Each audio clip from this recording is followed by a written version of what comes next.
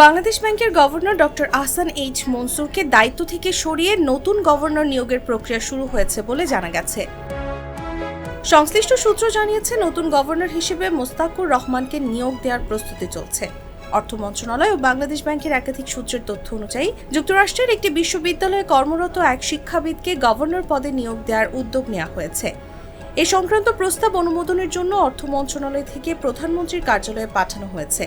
প্রক্রিয়া সম্পন্ন হলেই আজই এ বিষয়ে চূড়ান্ত সিদ্ধান্ত আসতে পারে। এদিকে পদ থেকে সরিয়ে দেওয়ার গুঞ্জন ছড়িয়ে পড়ার পর বর্তমান গভর্নর ডক্টর আহসান এইচ মনসুরকে বাংলাদেশ ব্যাংক থেকে বের হতে দেখা যায়। এ বিষয়ে সাংবাদিকরা প্রশ্ন করলে তিনি বলেন, আমি এ বিষয়ে শুনছি, তবে কিছুই জানি না। পদত্যাগ করেছেন নাকি তাকে অপসারণ করা হয়েছে এই প্রশ্নের জবাবে তিনি সংক্ষেপে বলেন, আমি কিছুই জানি না, তবে শুনেছি আমি আর নেই। নিউজ ডেস্ক, জাগো নিউজ।